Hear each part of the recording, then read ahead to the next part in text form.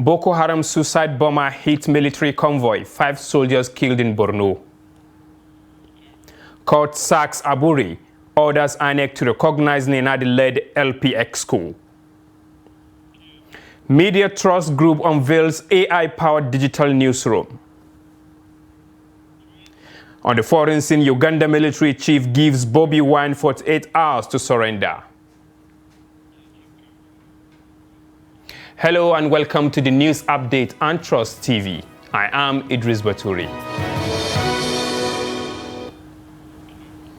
At least 5 soldiers have been killed after a Boko Haram suicide bomber rammed an explosive-laden vehicle into a military convoy in the Timbuktu Triangle area of Borno State. Security sources confirmed that the attack occurred on Tuesday as troops were returning from a successful clearance operation that dislodged several terrorist camps and drove a vehicle packed with explosives into the convoy, destroying armored and logistic vehicles. 2 senior officers, a major and lieutenant, were among those affected, while several other soldiers sustained injuries. The bodies of the deceased have been flown to Maiduguri as injured personnel were evacuated for medical treatment. Meanwhile, the Joint Task Force Northeast Operation Hadinkai said it had earlier cleared multiple terrorist camps and thwarted drone attacks in the area under the ongoing Operation Desert Sanity. Arms and equipment were also recovered from the insurgents, according to a statement by the corporation's spokesman, Lieutenant Colonel Sani Uba.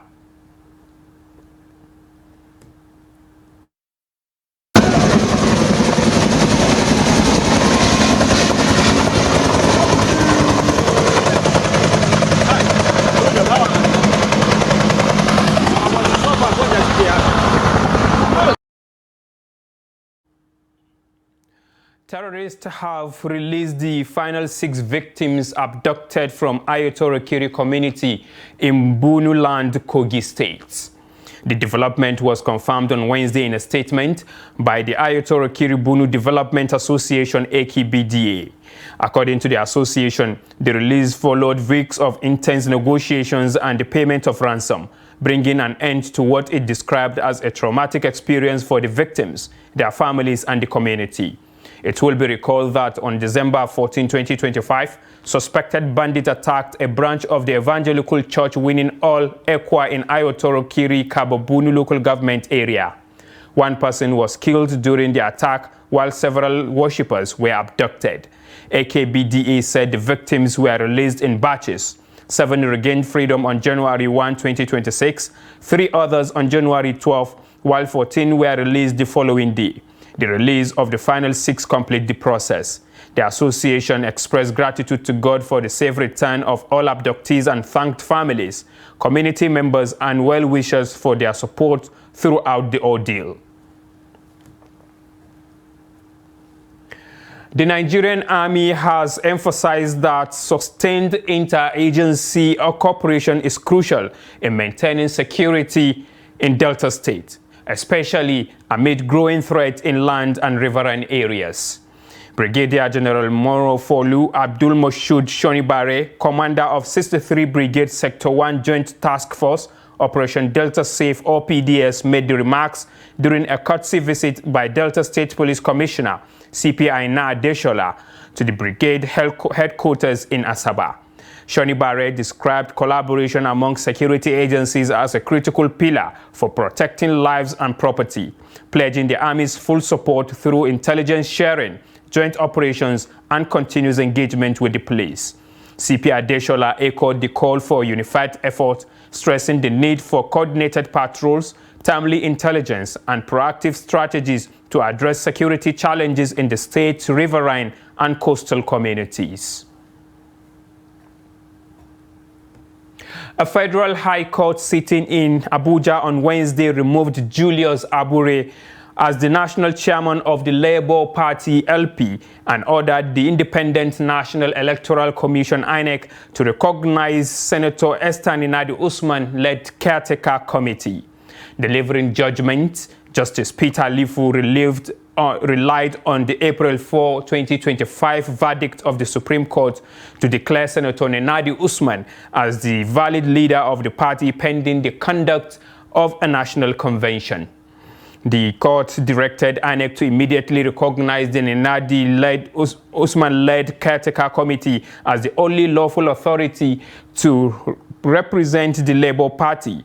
The Nigeria Labour Congress (NLC) was also listed as a defendant in the suit. Justice Lifu held that evidence before the court showed Abure's tenure as LP national chairman had elapsed. He dismissed Abure's argument that the matter was an internal party affair, ruling that the caretaker committee became necessary following the Supreme Court decision. The leadership crisis began after the LP National Executive Committee removed Abure and constituted a 29-member caretaker committee chaired by Usman. Following the expiration of the tenure of Barrister Julius Abule in June 2024, the appointment without conducting a proper convention to take over, to elect executive members that will take over from him, it was only fair and reasonable for the party to come together and appoint a national caretaker committee like they have done, and with the leadership vested in the Distinguished Senator Dr. Nenadi Usman. Now, the court described that intervention as a child of necessity, it was of utmost necessity that the party cannot be left without a leadership. Now, the Federal High Court in Abuja on Wednesday upheld the exclusion of Labour Party LP candidate from the forthcoming area council elections in the Federal Capital Territory FCT. In a judgment delivered by Justice Peter Lifu, the court declined to compel the Independent National Electoral Commission (INEC) to accept and publish the list of LP candidates for the February 21 council polls, dismissing the suit filed by the party and its candidate. The LP had argued that INEC unlawfully excluded its duly nominated candidate when it published the final list in September 2025. The party also complained that its logo was omitted from the list of political parties participating in the election, despite letters written to the INEC chairman on September 8 and October 2, 2025, which it said were ignored. However, Justice Lifu held that the matter was a pre-election case under the 1999 Constitution. The court noted that while the suit was filed on October 7, 2025, the cause of action INEC's exclusion of LP candidates arose on October 22, 2025. Now, scarcity of clean water in Makurdi, the Benue state capital, is causing serious distress for residents and is gradually crippling daily activities. Many households are resorting to unsafe water sources and expensive alternatives to meet their daily needs. Our correspondent in the state has been monitoring the situation and now reports. Water scarcity is gradually becoming an annual occurrence in this part of the region. A few months into the dry season, wells, one of the major sources of water for residents of Makurdi, begin to dry up, forcing people to seek alternative sources. Public water supply provided by the government covers only a limited area of the town, while the rapidly growing population has far outgrown the zones connected to pipe-borne water. This situation has left many parts of the metropolis affected, cutting off households, schools, health centers, and some businesses from public water supply. It is now a common sight to see residents trekking long distances daily in search of water, while others rely on water vendors, popularly known as Miroa, who sell water at high prices. Residents attribute the scarcity to poor water infrastructure, broken boreholes, irregular public water supply, and the effects of climate change, especially prolonged dry seasons. Children, women, and the elderly are the most affected, spending long hours fetching water instead of attending schools or engaging in productive activities. Local businesses such as food vendors and car wash operators are also recording losses due to the shortage. Looking for water has been very difficult. It's not an easy task because you wake up, you go looking for water to cook and all that, and it makes me I come to work late, so late, because going out there to look for water is not like you look for a house. Sometimes when you go to someone's house, they don't allow you to even fetch, so you have to go from house to house before sometimes you get water. So it has not been easy, honestly. Very challenging for me to get water. For me to go and get water, I would trek for some distance for me to get water, and it's very bad. I'm appealing to the government to dig more bore close to my area so that I can get some water. It's not been easy looking for water, finding water. And it was a bit challenging because we go from houses to look for water, water, yes. Before we get water, we need to go far places like that to go and get water from Boko. And the well water, some people will be complaining that their well is dry, because us, we have well in our house, but the thing is dried already because of the dry season. So we used to go like far places to go and get water from Boko. Or sometimes if you even go to those far places, they'll be telling you that maybe a paint rubber, like it's 100 naira, because of they say to pump the water is hard. Health experts warn that the use of contaminated water from streams and shallow wells has contributed to a rise in waterborne diseases such as cholera, typhoid, and diarrhea. They recommend the rehabilitation and maintenance of existing boreholes, construction of new water facilities, rainwater harvesting, and the provision of functional water treatment systems as long-term solutions to the water challenge. As the dry season persists, residents hope that swift intervention will provide lasting relief and restore access to safe and affordable water, improving health, productivity, and overall quality of life. This is the news update on Trust TV.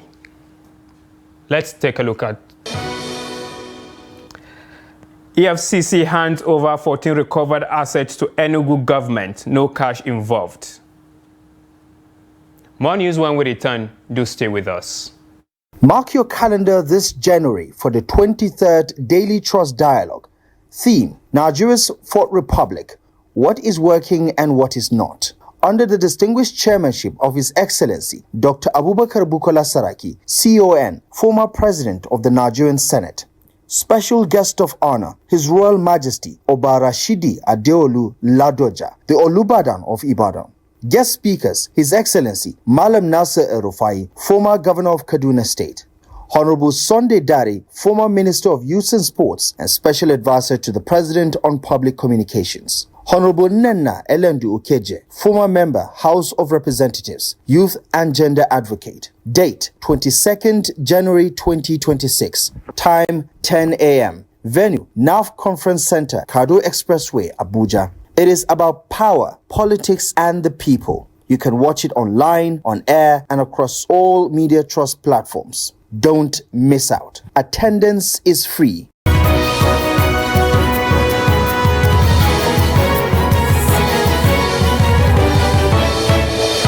Now moving on to more stories, the Enugu state government has taken possession of 14 recovered assets from the Economic and Financial Crimes Commission, INEC, EFCC, clarifying that the handover did not involve 1.27 billion naira cash.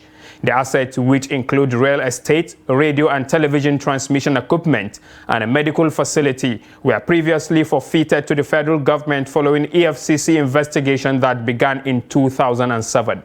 During which some individuals were convicted. The assets were returned to Enugu State after a formal request by Governor Peter Amba with the approval of President Bola Tinubu, who cited the need for cooperation and mutual support between the federal government and states. Meanwhile, the FCC disclosed that a separate case in ongoing involved Sujimoto Luxury Construction Limited, whose CEO, Olasijibomi Ogundele, is accused of allegedly defrauding Enugu State of 5.7 billion naira meant for the construction of 22 smart green schools.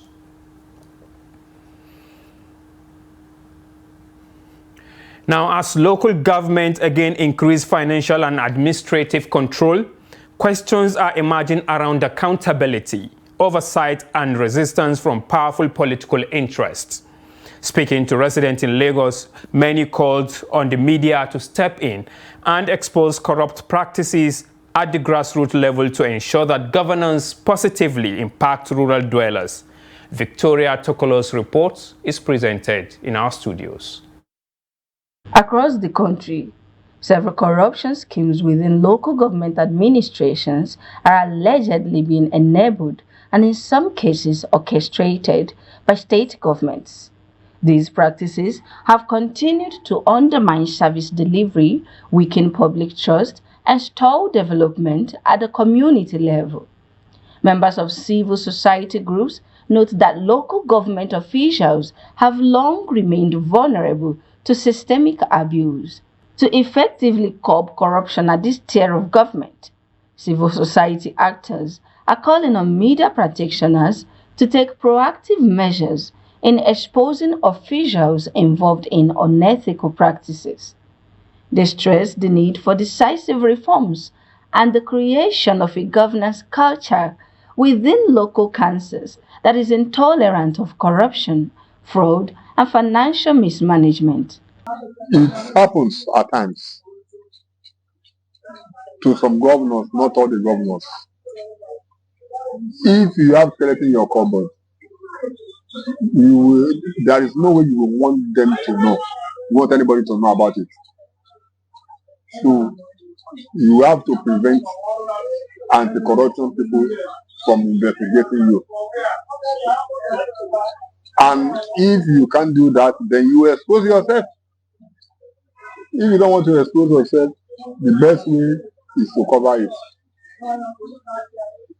That is the reason why they do this. The strengthening of anti-corruption agency and any anti-graft agency is that we can strengthen them by making sure that the interference with the corrupt politicians and corrupt individual citizens are curtailed. Anti-corruption agency and anti-graft agency, they are independent organization, they are independent body. The law that established them vests upon them the power of independence. Why anti-graft agencies are willing to be corrupted? It takes two to tango. If you are not willing to receive bribe, you cannot be corrupted. I think the problem we have is that the anti-graft agencies over time have become corrupted. In fact, some of them are more corrupted than even the local police station officers.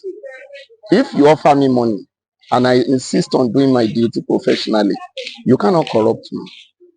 And there are officers at different levels who resist such corruption. Observers believe that as Nigeria continues to strengthen its democratic institutions and anti-corruption reforms, local government autonomy must be matched with strong accountability mechanisms. A fire outbreak on Monday destroyed 34 classrooms and an animal health school in Kabo local government area of Kano State, according to the Kano State Fire Service. In a statement, the public relations officer of the service, ACFO Samin Yusuf Abdullahi, said the incident occurred at about 2:53 p.m. on Monday, January 19, 2026. He explained that the fire service control room received a distress call from one Jamilu Abubakar reporting a fire outbreak at the school premises. Firefighters from the Rijiyar Zaki fire station were immediately deployed to the scene. According to the statement, 16 classrooms were completely razed, while 18 others were partially damaged by the inferno.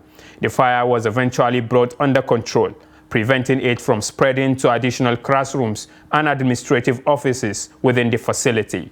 No casualties were recorded as of the time of filing this report.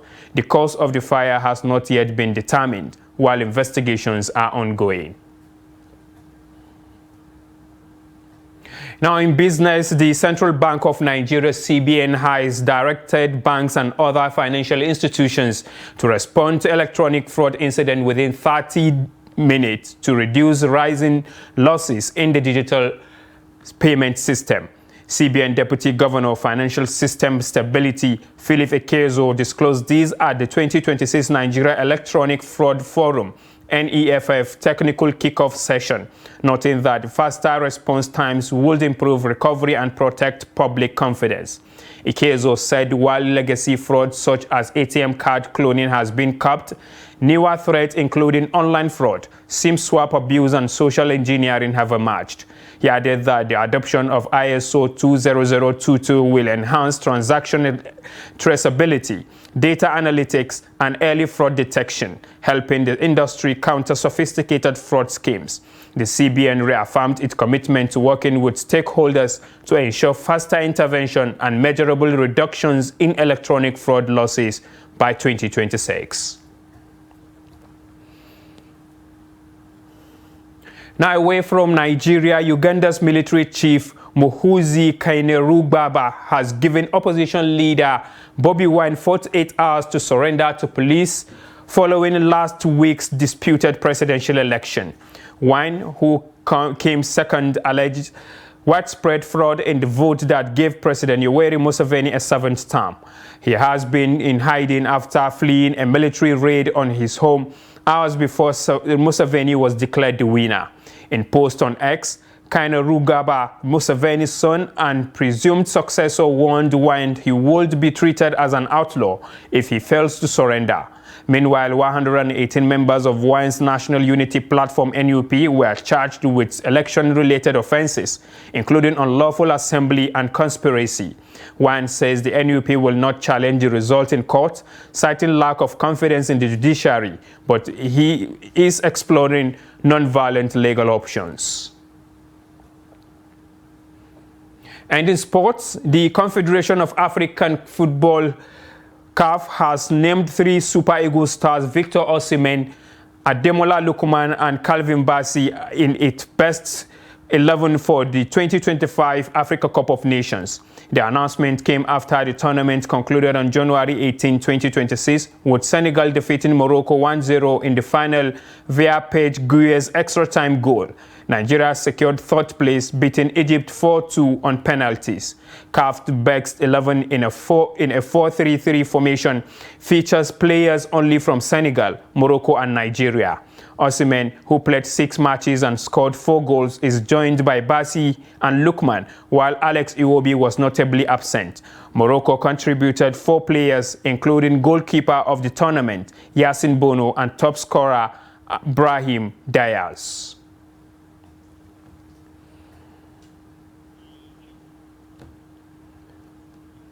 And with that, we've come to the end of the news update on Trust TV. Do not forget to follow us across all our media platforms and also watch us live on YouTube for more news programs and documentaries. I am Idris Bature, thanking you for being with us. Good evening.